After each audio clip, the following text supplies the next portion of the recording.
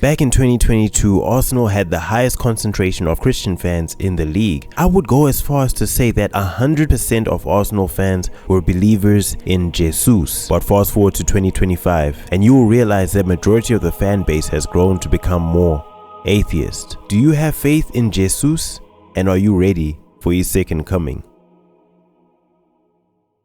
Alright, let's get into it. Arsenal released training videos showing Jesus back in first team training, and this couldn't come at a better time because literally all of our out and out strikers are injured. Now obviously Merino will be playing striker while the rest of our players are returning from injury, but seeing Jesus come back, especially at a time like this, makes me feel optimistic because he really can provide competition for Havertz and Gyökeres in that position, and he brings something different with the way he plays striker. I think he's gonna get some minutes against Sunderland, and hopefully his injury is fully healed. There is no need to rush him because he is coming back from an ACL injury which saw him missing a whole year of football. But having a 5-minute cameo against Sunderland, it wouldn't hurt, and I feel like it would boost the morale of everyone in the club to see Gabriel Jesus back on the pitch. Now, I hate to be that guy, but unfortunately, my fellow Gunners, we need to have a serious discussion about Gabriel Jesus. This season is without a doubt his make or break season. And before I begin this discussion, I wanted to ask you guys if you could leave a like on this video. It really helps with the algorithm, and you can subscribe for more Arsenal videos. And y'all can see I've actually been kind of consistent with my Arsenal videos and my Arsenal content these days. But yeah, I just wanted to get that out of the way. Thank you to everyone who left a like, and thank you to the people who subscribed. But back to what I was saying, yes, this is Jesus's make or break season, and he really needs to find a spot in that starting 11. Not as a rotation player, he needs to be in the starting 11. Now let me start this discussion by talking about his wages, and then I will talk about where we can find space for him in our current starting 11.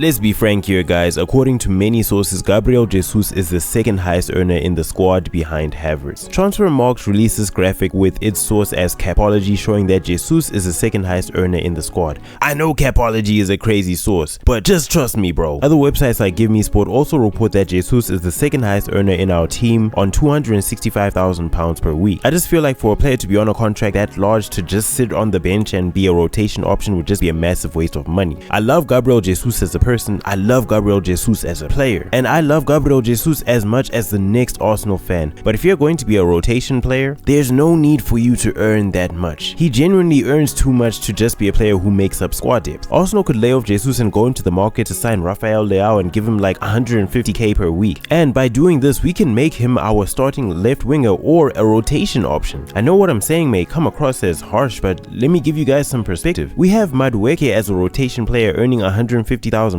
per week, and it's not that big of a deal because he's a rotational player. He has quality, and who knows, he may even break into the first team as the starting left winger. But for Gabriel Jesus, who is as of this current moment getting paid more than Saka and Saliba while being our third choice striker and third choice winger on both wings, that just doesn't sit right with me. This is why I keep emphasizing that this is a make or break season for him, because he has to be in the first team. Jesus has 2 years left on his contract, and honestly, I don't think he would leave for a pay cut or accept a pay cut at Arsenal, which is understandable. So I don't know how we'll even be able to sell him. But now let's look at where he fits into our current squad.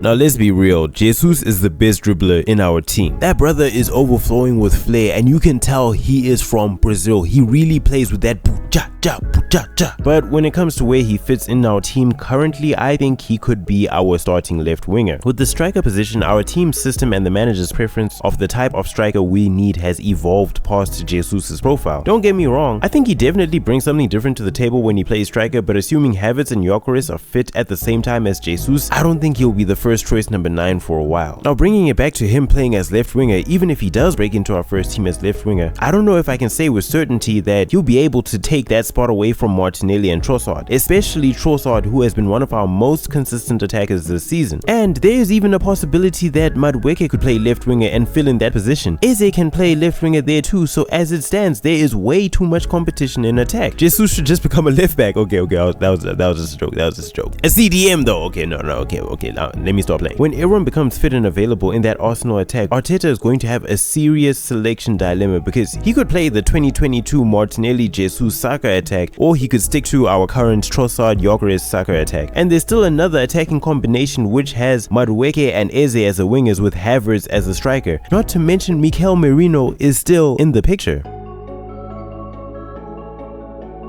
I just want to end the video by mentioning that I want Jesus to do well. Him and Zinchenko were the signings that really got the ball rolling back in 2022, and they contributed to us achieving second place that season. But fast forward to 2025, Zinchenko couldn't get a place in our team and he had to be sold. Jesus has been riddled with injuries for almost 3 years, and if he can't stay fit this season, he'll unfortunately have to be sold. This makes me a bit sad because I really am a massive fan of Jesus as a player, but while he was injured, our team learned to grow without him, and in some aspects outgrow him. I feel like I still hold on to that 2022 nostalgia, and Jesus represents that 2022 nostalgia because he was one of the players who got the ball rolling in our pursuit of the title. So to see him struggling right now, it's kind of hard to watch. But I am optimistic about his return, and I hope that he can break into our first team. I just don't know where. There's so much competition, but I feel like if Jesus just remains fit and if he consistently puts up his best performances wherever he plays, he can take that position, except for striker. I think at left wing, that's his only hope to get back into our first team. But yeah, that's all I wanted to share in this video, and yeah, let me know what you guys think in the comments. Do you guys feel like this is his make or break season? Do you feel like